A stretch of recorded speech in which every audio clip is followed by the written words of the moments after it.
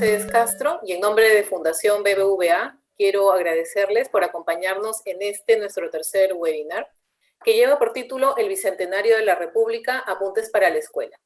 Nos acompaña una invitada especial, la doctora Carmen McEvoy. Ella es historiadora de la Universidad Católica del Perú, doctora en Historia por la Universidad de California, profesora principal de la Universidad de South Tennessee en Estados Unidos, presidenta de la Comisión del Bicentenario.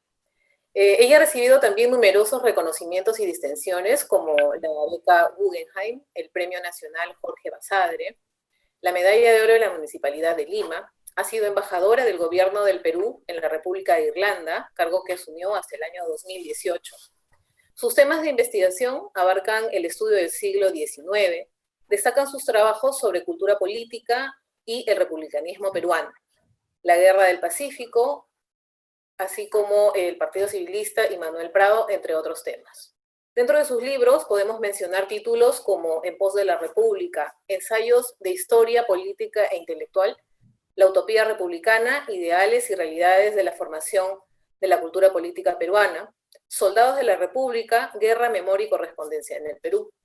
Además, es autora de diversos artículos en importantes revistas académicas y capítulos de libros en trabajos colaborativos, así como columnista en el diario El Comercio.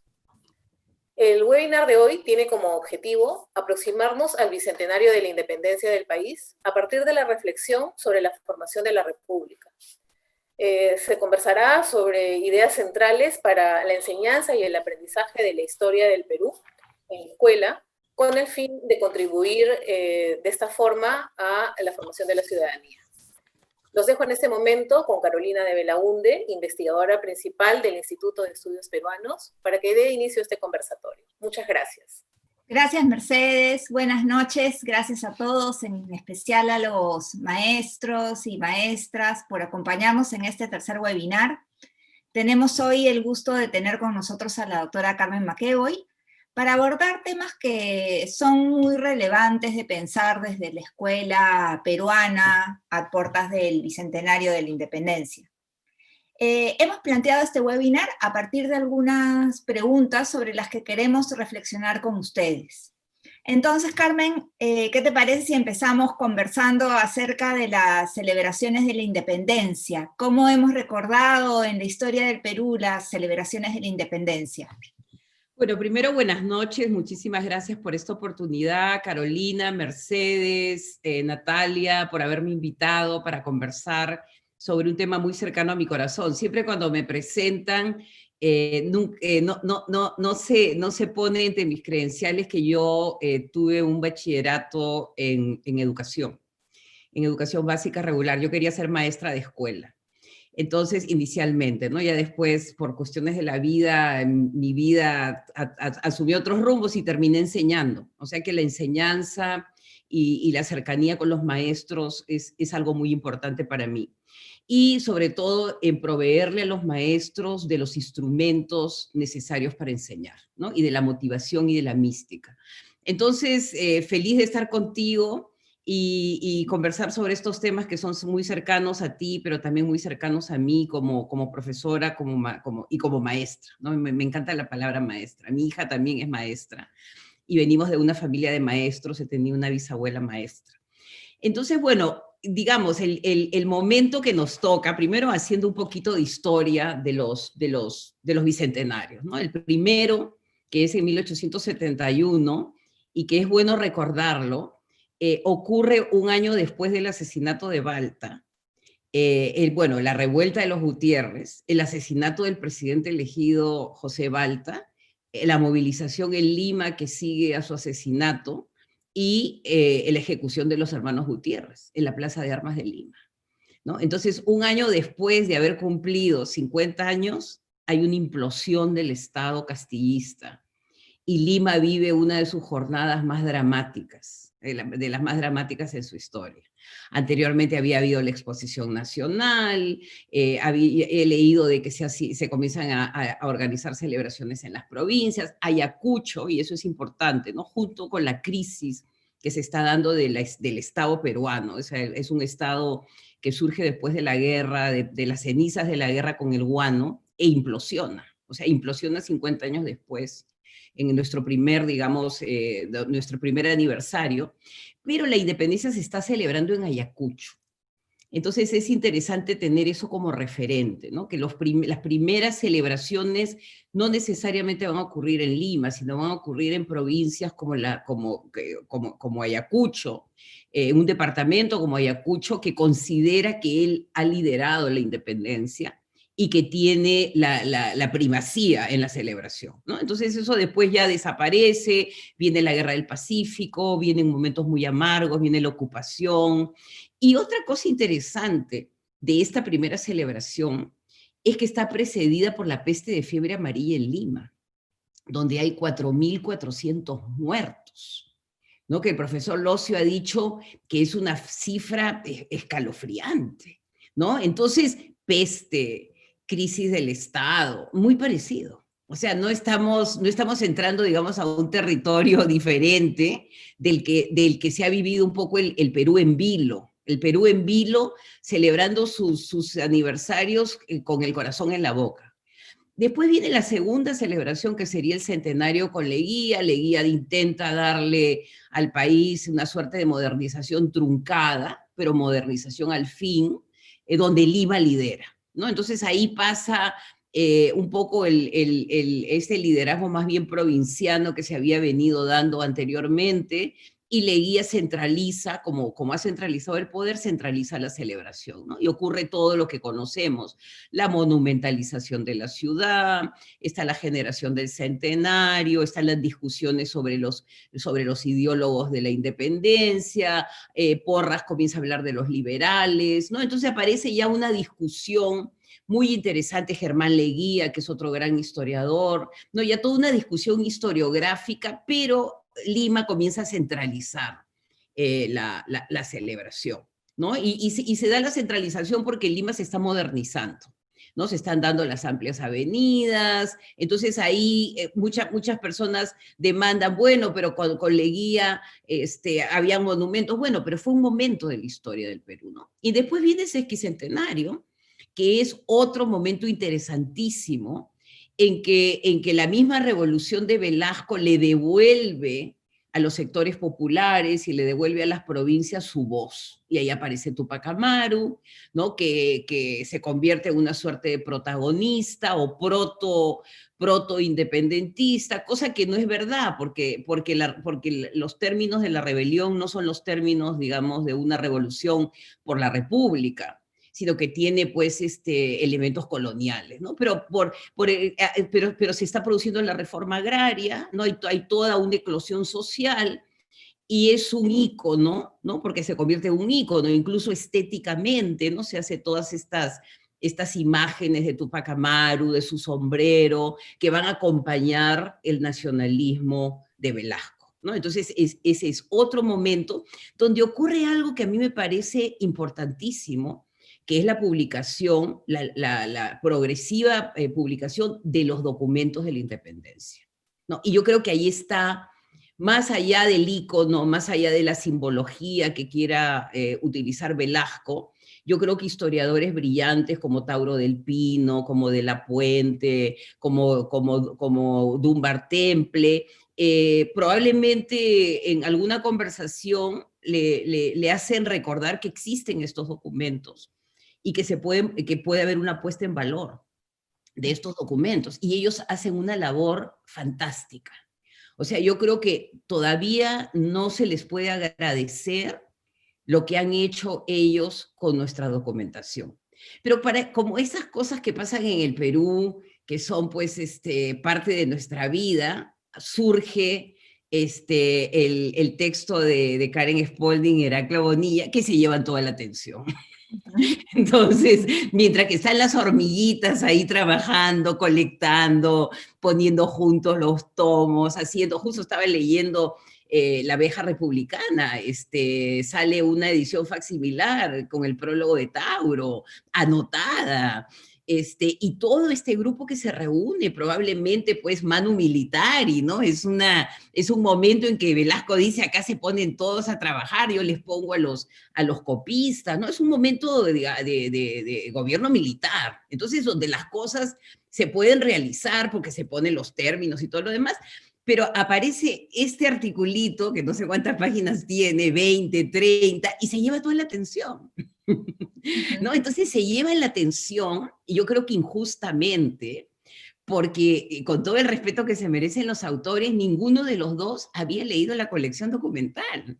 Entonces, ¿cómo puedes entrar a tallar en una discusión donde las fuentes documentales recién están siendo recopiladas? ¿No? Entonces yo creo que ahora, digamos, la última de la serie, el 2021, la comisión le va a rendir un homenaje a estos comisionados, ¿no? A este grupo de peruanos, vamos a enterarnos el contexto, cómo se reunían. Hay algunos documentos que hemos logrado recuperar que están en el Archivo General de la Nación, de sus reuniones, ¿no? Pequeñas anotaciones de lo que estaban haciendo, volverlos a la vida y darle las gracias. Porque yo creo que no se le dio las gracias justamente porque nos encantan estas discusiones así tipo efectistas, ¿no? Y esto ocurre no solamente en el Perú, o sea, siempre que se han recuperado documentos, hay gente que está a favor, hay gente que está en contra, pero ahora, y yendo al 2021, nos estamos dando cuenta de muchas cosas, que se está haciendo muy buena historia regional con esos documentos. ¿No? Que se puede recuperar el protectorado, que se pueden recuperar las entradas de Álvarez de Arenales a la sierra, todas las luchas guerrilleras, todo eso está en los documentos, ¿no? Entonces, ¿qué está haciendo? Un poco sería y bueno, y ahora viene paralelamente, con estos intentos nuevamente de recuperar memoria y de todo lo demás, la implosión del Estado. Estamos ante la implosión del Estado. O sea, probablemente una situación similar a la que se dio en el 71, ¿no? El Estado está implosionando, ¿no? El Estado está implosionando, es el Estado post-Fujimori, está mostrando llegó la pandemia, entonces, digamos, es un momento pandémico, pero también es un momento de crisis política profunda. O sea que probablemente sin la pandemia hubiéramos tenido esta crisis política que tendríamos que haber abordado, pero que la pandemia ha acelerado. O sea, la pandemia lo que nos ha hecho ver son en estos 200 años, ¿qué cosas has hecho con tu república? Esa es la pregunta, ¿no? Sí, sin duda. Y quiero resaltar como varios puntos que has mencionado, que me parece bien relevantes, ¿no? Como las celebraciones de la independencia han buscado vincular a la población e involucrarlas en la reflexión, ¿no? En un inicio de lo que se quería era involucrarlas en esta discusión de todo lo que implica pasar de súbditos a ciudadanos y de lo que significa ser parte de una comunidad, ¿no? Y esto va a estar como bien presente a lo largo del siglo XIX, ¿no? Y también hay, en lo referente a las celebraciones correspondientes al centenario que mencionabas de Leguía, toda esta idea de la patria nueva, y en ese planteamiento cómo trata de vincularlo con la independencia y traer esa idea de la refundación de la patria, ¿no? Entonces es bien interesante cómo en todas las celebraciones hay una suerte de reflexión que nos regresa a conectarnos con el pasado, ¿no? Absolutamente, o sea, es imaginarnos, ¿no? Es imaginar lo que somos, ¿no? Por supuesto que en el primer momento, en 1871, que es está el baltismo, ya aparece el partido civil, ya aparece una sociedad civil que está disputando con los militares el control del Estado, un poco diciendo los civiles también participamos en la independencia, se comienza a recuperar el pensamiento de los liberales, ¿no? Entonces, la independencia siempre da para una discusión política, ¿no? Y yo creo que eso es bien importante, ¿no? Igualito con Leguía, o sea, Leguía trata, como tú muy, muy bien dices, de vender su proyecto de modernización. O sea, la patria nueva es simplemente una traducción de lo que es la república, ¿no? Y hay que usar otra palabra Entonces es una refundación. Lo que hace Leguía como hijo, digamos, del civilismo, un hijo que deja el civilismo, es replantear nuevamente qué es la patria, ¿no? Y ahí está Valdelomar, ¿no? Hay una serie de intelectuales que lo van a ayudar, están los indigenistas, a los que se va a asociar, ¿no? Es el primero que comienza a incorporar un discurso más indígena que se había perdido en el camino, ¿no? Entonces, con todo lo manipulador que puede ser él ya está asociando a su proyecto a sectores intelectuales del Cusco, de las provincias. En la generación del centenario hay muchos provincianos, está Sadre, que es de Tacna, ¿no? Y hay muchos más. Entonces, tienes toda la razón. O sea, la discusión política siempre está asociada a la celebración y a la crisis, ¿no? Porque más adelante, después en unos cuantos años más, cae Leguía, ¿no? Entonces hay una implosión también de lo que sería el Estado leguista y vamos a seguir caminando hacia Velasco, donde se vuelve a dar la discusión y sobre todo que está todo el tema de los indígenas, o sea, de los campesinos, de la tierra, o sea, hay discusiones ya de los aspectos más sociales de la República y de la inclusión política de los ciudadanos, o sea, que se les tiene que otorgar esa ciudadanía que se les ha quitado a fines del siglo XIX. Claro, en el marco, además, Velasco, de un discurso nacionalista y de reforzar esta idea de que la independencia fue lograda por los peruanos, ¿no? A pesar del libro publicado.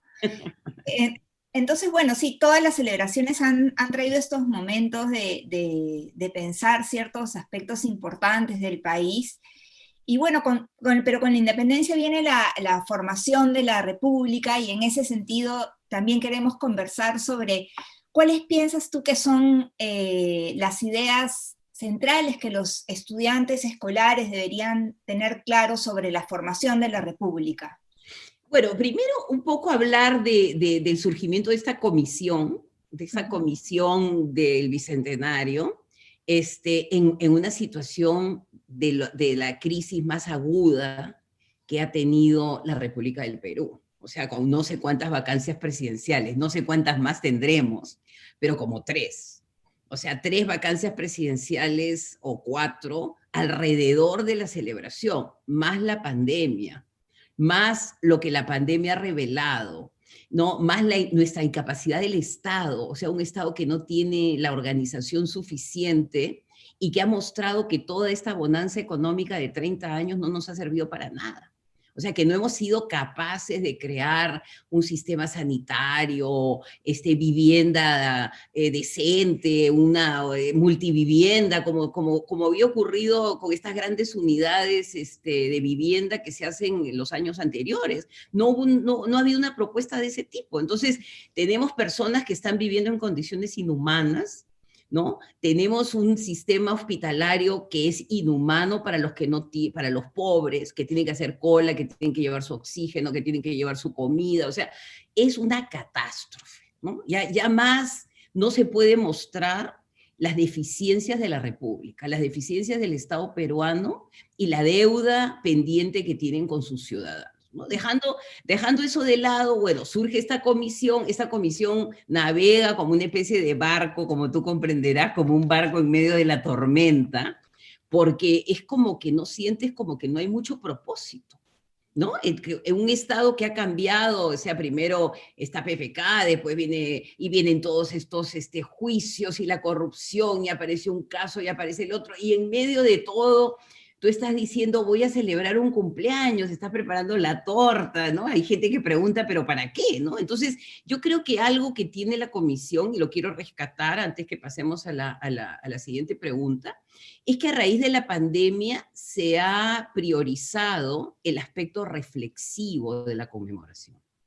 O sea, se ha borrado la palabra celebración, que no tiene ningún sentido en un país que cada día mueren y mueren más peruanos, no se sabe cuántos más cuando lleguemos al 28 de julio del 2021, entonces nadie está para celebraciones, pero sí está para conmemorar reflexivamente, y probablemente acá la comisión lo que ha hecho ha sido organizar un comité electoral, una comité editorial, un comité editorial, electoral también deberíamos comenzar a hacer algo así, un comité editorial donde se ha establecido una lista de los grandes nudos de la República. ¿Cuáles son los nudos de la República Peruana? O sea, ya tenemos las fuentes, estamos implementando una biblioteca digital, donde vamos a recuperar material para los maestros, fuentes primarias, periódicos, como te digo, todos los documentos del sesquicentenario. Tú vas a ir a esa biblioteca digital como investigador o como maestro y te vas a encontrar con esos materiales, te vas a encontrar con libros que hemos vuelto a publicar, está lo de Miller, está lo de Pezuela. Pero acá yo creo que lo interesante es la necesidad de insumo intelectual para la discusión que se viene. O sea, acá se viene una gran discusión nacional que en este momento no la podemos abrir porque estamos en plena pandemia, estamos pensando en la vacuna. Pero en esta colección que se llama Nudos de la República, que tenemos 16 temas, y te voy a mencionar algunos nomás, ¿no? Tenemos, por ejemplo, salud y epidemias, que lo está trabajando Jorge Locio, tenemos regiones, tenemos Amazonía, tenemos economía y territorio, que está trabajando Waldo Mendoza, relaciones exteriores, cómo se forman nuestras fronteras, José Antonio García Belaúnde, género y mujeres, está Fanny, alimentación, que es el tema gastronomía y pobreza, está Rosario Olivas, ciencia, Benjamín Martí Corena, corrupción, Romina Mela, y así, racismo, educación, comunidades LGTBI, memorias y tradiciones orales, conceptos de democracia que trabaja la negra. Entonces, ¿qué cosa ha hecho esta comisión? Ha identificado los problemas, los nudos, ha tratado de buscar a los expertos en el tema, y estamos haciendo libros de máximo 150 páginas dedicados a los maestros de todo el Perú, a los que va a llegar gratuitamente. Inicialmente va a llegar, digamos, un libro electrónico, pero lo que pensamos es el próximo año publicarlos y que lleguen a todas las bibliotecas del Perú, para que el maestro con ese insumo comience a discutir en la clase qué pasó con la República Peruana, cuáles son los nudos, y lo que se le ha pedido a los autores es identifiquen el nudo y propongan una salida, ¿no? Entonces, para ver el problema, como diría Basadre, y la posibilidad, ¿no? Entonces tenemos esa colección en la que estamos dedicando muchísima energía en este comité editorial que preside Marcel Velázquez, ¿no? Y tenemos personas de provincias, o sea, y es realmente para mí es lo más bonito del trabajo, o sea, comenzar a hacer esto. Pero también tenemos los abre orejas, tenemos los libros para los niños en Spotify, tenemos estas 100 preguntas que hacen los niños a los historiadores, tenemos todo el trabajo que se está haciendo con los podcasts, ¿no? Entonces, se está trabajando un material didáctico. O sea, yo creo que la diferencia, probablemente, y eso lo tendrán que decir los críticos, entre la propuesta de este bicentenario es que se ha pensado en la divulgación. Entonces acá ya no es porque ya fuentes tenemos, o sea, ahora el tema es cómo llega el conocimiento que ya existe a todo el Perú, ¿no? Y creo que ahí va un poco la pregunta, tu siguiente pregunta, ¿no? Que era el tema de la llegada a la escuela, ¿no? Sí, sin duda, creo que va a ser una herramienta súper poderosa para las escuelas. Creo que es una manera, además, de construir puentes entre la academia y la escuela, que siempre están como separadas, ¿no? Y bueno, tener materiales siempre colabora para el trabajo de los docentes, ¿no? Entonces, exacto, considero que va a ser fundamental. Sí. Yo pienso que este aporte, que es un aporte ya de trabajar e identificar los temas, trabajar, que lo trabaje un experto, pero que el experto sea un divulgador, que es lo que justamente nos ha faltado, ¿no? Que tenemos muchísimo conocimiento, pero que no llega a los maestros que están ansiosos. Ya, yo me acuerdo hace muchos años, hicimos los talleres itinerantes en el Cusco, iniciamos como un proyecto, y los maestros lo que querían era información, querían separatas, querían artículos. Entonces, un poco la propuesta es esa. La propuesta es llegar a la escuela. Quizás es un bicentenario menos intelectualizado, ¿no? No sé si será concebida. El punto es ahora ver cómo salimos de esto y cómo creamos una república democrática y de iguales. O sea, acá el tema es reinventar una república en la que todos se sientan partícipes, ¿no? Una república que pueda incluir. Y por eso que el tema de la Amazonía, y por eso que el tema del racismo, y por eso que el tema de las lenguas originarias va a ser tan importante en la colección, ¿no? Incluso de las comunidades LGTBI, de las mujeres, porque está un poco tratando de visibilizar a regiones y actores que nunca han estado en el mapa o que han estado en el mapa, pero no para todos los lectores del Perú. Creo que es fundamental lo que dices, porque nos conecta mucho desde, o sea, mostrar estos nudos de la República con todo lo que ha sido la formación de la República, qué ideas centrales deberíamos tener en la escuela, y también mostrar bueno, que no solo ha sido una historia de corrupción y de crisis, sino que se pensó una república con momentos fundamentales de experimentación política, de institucionalización, de adaptación de ideas, de generación de prácticas nuevas, y que creo que es relevante también resaltar que se buscó un modelo distinto al mundo de los privilegios, ¿no? Y es justamente lo que tú mencionas, ¿no? Una república se asocia a un tipo de gobierno distinto que el de la monarquía, y lo que vale es la ley, la soberanía, y lo que se espera es la participación de los ciudadanos. Entonces creo que resaltarlo a partir de los nudos también va a ser fundamental para la escuela, ¿no? Y sobre todo que los nudos van a traer a la mesa los esfuerzos, las iniciativas que se perdieron, ¿no? Que yo creo que en eso no somos buenos nosotros, no sabemos reconocer, ¿no? Hay una ausencia de reconocimiento por estar inmersos en la contingencia. O sea, por estar inmersos en la lucha política. O sea, hoy día aparece un actor, mañana aparece otro, salió uno de escena, volvió a entrar el otro y viene otra vacancia. Y ese frenesí no te permite reflexionar en que hay muchos actores que silenciosamente están aportando, entre ellos los maestros, entre ellos los médicos, entre ellos los que están dando la batalla, y a los que hay que, a los que hay que también reconocer, no solamente ahora, sino que reconocer desde antes, ¿no? Entonces yo creo que es un poco replantear la discusión, ¿no? Irnos a las prioridades, bajar la república, aterrizarla, o sea, hacerla material y concreta. Yo creo que es la gran tarea para que en 100 años no estemos en la misma discusión. O sea, ¿qué república queremos que hereden las generaciones que vienen, ¿no? Y quizás ahora es el momento, estamos en un cambio de era planetaria, o sea, lo que estamos viviendo como humanidad nos va a cambiar para siempre.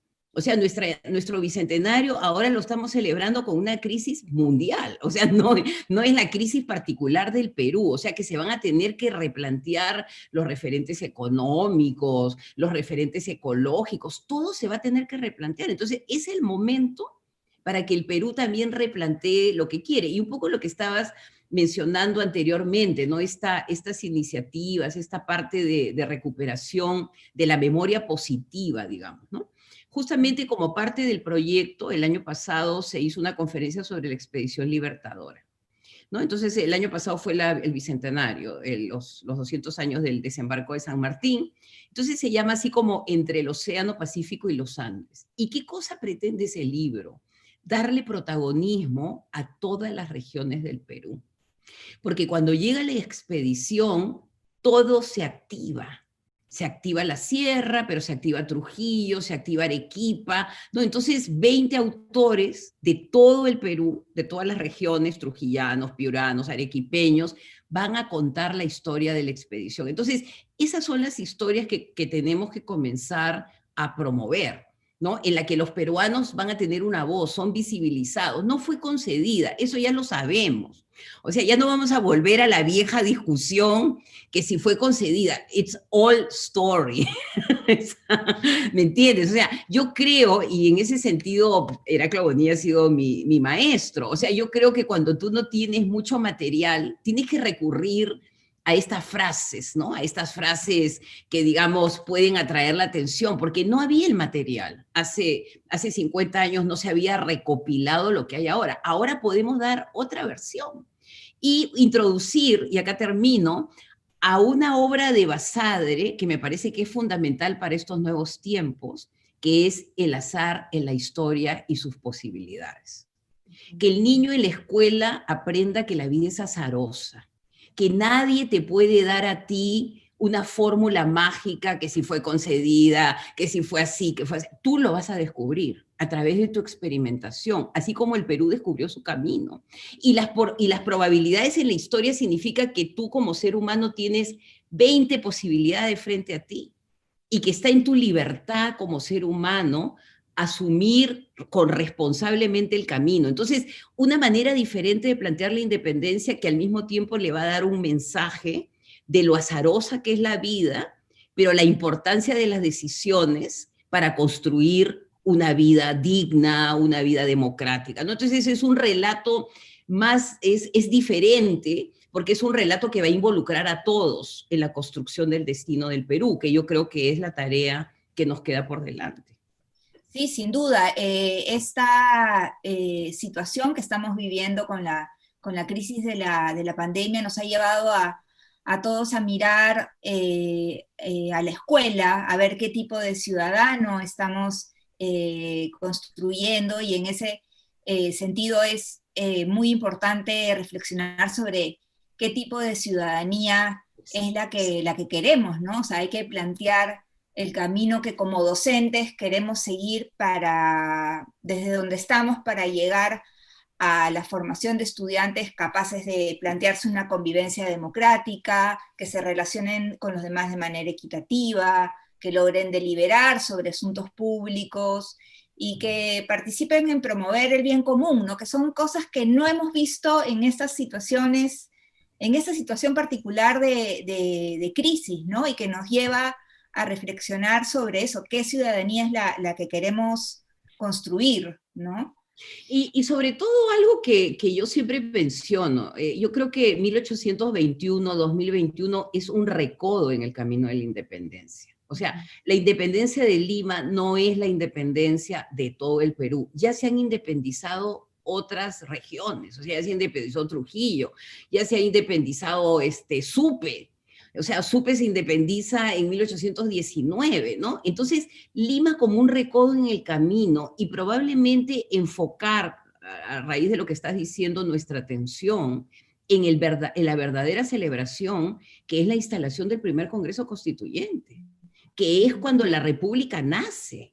Es cuando tú dices, yo soy una república en tu constitución, ¿no? Entonces, volver a la primera constitución de la república. ¿Qué pasó con esa primera constitución? ¿Qué faltó en esa primera constitución? ¿Quiénes no estaban representados en esa primera constitución? Y a pesar de la no representación, existían esas palabras que tú estás mencionando: justicia, igualdad, bien común, felicidad. A mí la palabra felicidad me parece extraordinaria, ¿no? Lo que ahora se llama wellness, o sea, sentirte bien contigo mismo, ¿no? Entonces, recuperar ese vocabulario y reformularlo para el siglo XXI, ¿no? ¿Qué es igualdad en el siglo XXI? ¿Qué es felicidad en el siglo XXI, ¿no? Y sobre todo, y también muy en relación con lo que dices, una ciudadanía participativa, ¿no? Claro. Una ciudadanía que sepa que el bien mío es el bien de todos, ¿no? La idea del bien común es participar todos de un bien supremo, porque si está bien mi vecino, yo estoy bien. Y esa tiene que ser la lógica en los niños, en la escuela, ¿no? En la idea de que todos tenemos que estar bien, ¿no? Entonces, ¿cómo potencializamos ese lenguaje? Yo creo que es importantísimo. Y darle la identidad a todas las regiones en el proceso de independencia también es importante, porque estos niños van a ser orgullosos de que son tarmeños y que en Tarma se juró la independencia en tal fecha, y ahí se celebra mi propia, ¿me entiendes? Esta unidad en la diversidad, y no la celebración de Lima, porque la celebración de Lima es muy limeña, con la jura, con San Martín que llega, pero si tú activas las independencias locales y las pones en el gran mapa colaborativo del bien común, que al final es instaurar la república, la visión va a ser totalmente diferente, ¿no? Incluso en el libro tenemos los chachapoyanos, o sea, cómo una historia que yo no conocía, participa con sus ciudadanos, con sus mujeres,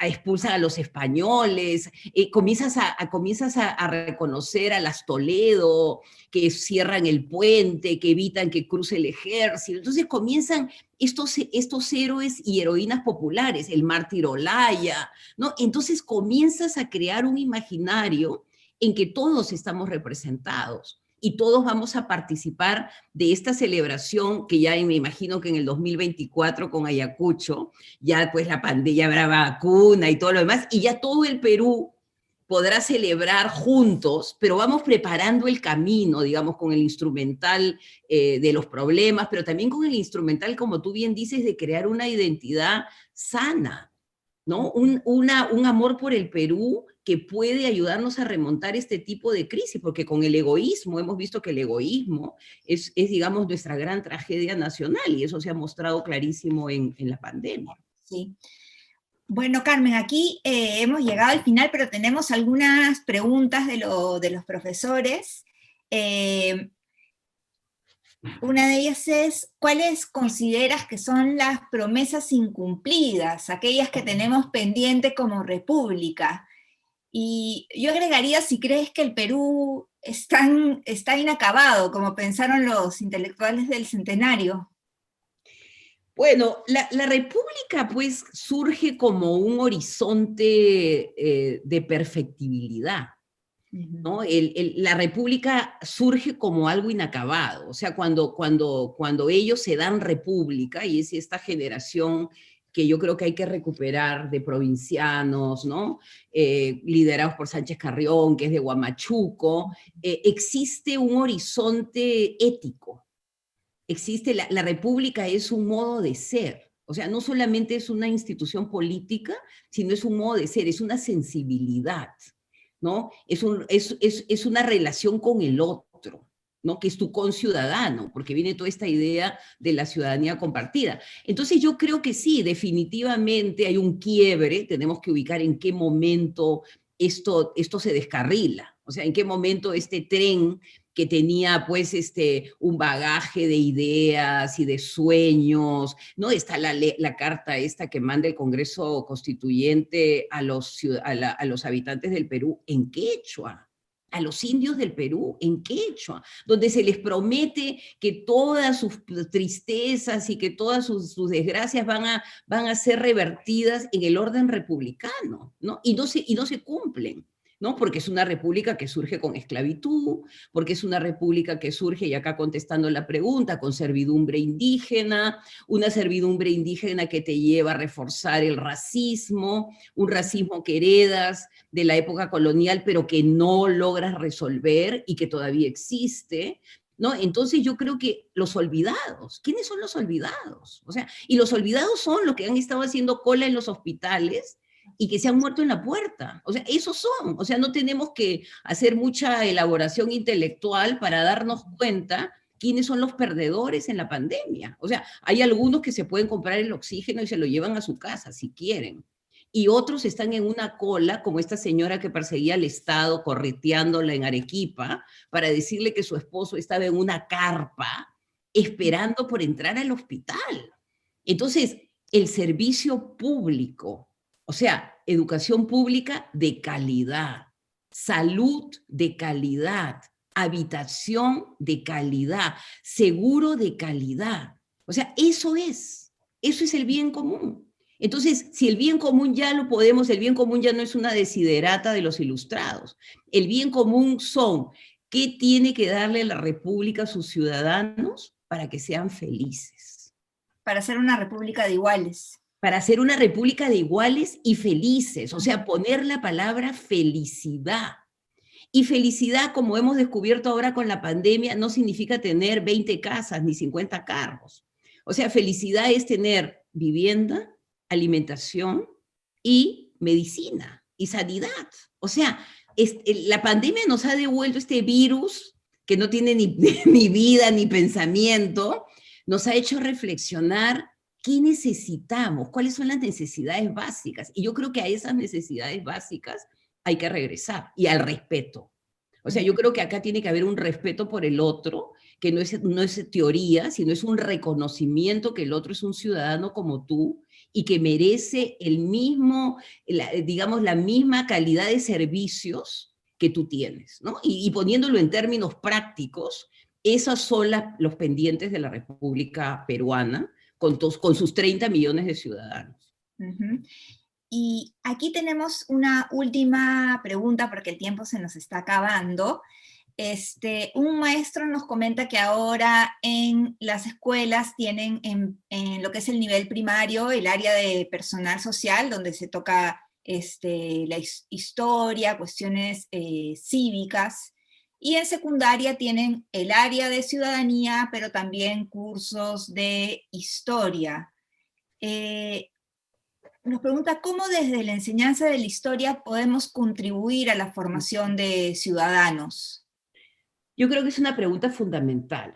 O sea, yo no sé ustedes que están relacionados más con los currículums. Algo pasó en el camino que perdimos la narrativa, ¿no? Yo creo que toda esta discusión sobre las competencias, ¿no? Esta discusión sobre los skills, ¿no? Que llaman acá los skills, han tratado, y yo creo que con justa razón, ¿no? De promover un estudiante que pueda cumplir con metas, ¿no? Con metas para poder pasar al segundo nivel, pero se ha perdido el espacio de las humanidades, ¿no? Y en el espacio de las humanidades tú no puedes medir competencias. O sea, yo creo que en el espacio de las humanidades lo que tú básicamente promueves es imaginación, es creatividad, es identidad, que se construye lentamente, y al maestro hay que darle su tiempo. O sea, el maestro no puede correr en una narrativa. O sea, el maestro debe tener cierta libertad para detenerse en momentos que considera que son importantes. Pero ¿qué pasa? El currículum lo lleva, tiene que cubrir, tiene que terminar, tiene que llegar a la depresión del 29 y todavía está en la guerra con Chile. Entonces tiene que correr y correr. Entonces no le das el tiempo que, como dice el maestro que nos está haciendo la pregunta, para hacer educación cívica e historia. Un curso que ya no tenemos en la escuela. Yo llevé educación cívica. Y me acuerdo que era un curso que me encantaba. Ahí te enseñaban todo sobre tus derechos, y sobre todo algo importantísimo, hay que comenzar a reforzar la idea de los deberes. Claro. Porque no solamente es qué cosa me tiene que dar la República a mí, sino qué tengo que dar yo como ciudadano de la República, el tema de los deberes en los niños, ¿no? Que son los deberes que uno hacía en el colegio, no tengo que hacer mis deberes, pero no son los deberes solamente de hacerlos en la casa, sino son los deberes, ¿cuál es tu compromiso como ciudadano con el colectivo, ¿no? Entonces yo pienso que hay que reevaluar el currículum en el curso de historia. O sea, primero contarla como una narrativa, que no se conecte, porque yo me acuerdo cuando ya estaba en la reforma de Velasco, era el Perú en el mundo, entonces el niño se confundía porque estabas en la guerra del Pacífico, pero también estabas viendo una guerra en Europa. Entonces volver, digamos, a nuestra narrativa sencilla, en la cual el niño va a ir incorporando las luces y las sombras de la República. Creo que ahí va a tener un lugar fundamental estos materiales que se están preparando en la Comisión del Bicentenario, creo que el trabajar con fuentes, el interpretar críticamente las fuentes, tener una posición basada en información confiable, en tener varias fuentes a tu disposición para formar tu propia opinión, creo que va a contribuir mucho a esto de formar ciudadanos desde la escuela, ¿no? Tenemos una colección que no he mencionado, que yo creo que va a ser fundamental y le hemos pensado mucho, que es como una trilogía, ¿no? Se llama Voces de la Libertad, Caminos de la Libertad e Iconografía de la Libertad. Y en Voces de la Libertad se recopilan fuentes primarias desde Vizcardo hasta, no sé, una declaratoria de unos guerrilleros en la sierra.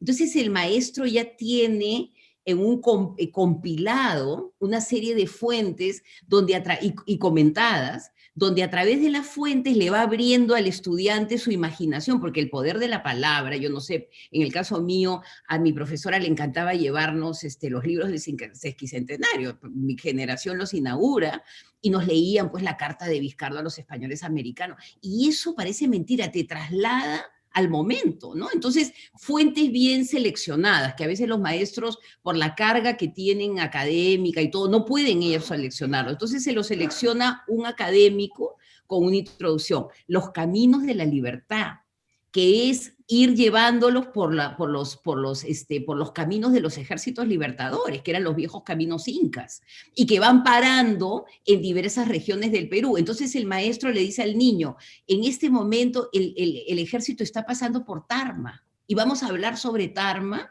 y lo último es la iconografía, que están los cuadros y que están todas las, digamos, las piezas. Entonces estamos en esa tarea también de dar un paquete de información, como dices tú, bien comentada, para que el maestro tenga los instrumentos, junto con los nudos, va a tener los instrumentos históricos para poder narrar, digamos, la historia de la independencia, que muchos niños se pueden sentir entusiasmados, ¿no? Porque es toda una odisea, es una épica, el ejército viene, lo derrota, entonces los vas llevando por este mundo azaroso al que al final el Perú declara su independencia y se convierte en una república en dificultades, pero lo logra, ¿no? Entonces los logros también y el camino para llegar a tu meta, yo creo que va a ser parte de nuestra misión de difusión. Bueno, lo esperamos ansiosamente en las aulas. Carmen, muchísimas gracias. Gracias por acompañarnos. También quiero agradecer a todos los maestros y a las maestras que han estado con nosotros y también invitarlos para el siguiente webinar que va a ser sobre educación y tendremos como invitado a Ricardo Cuenca.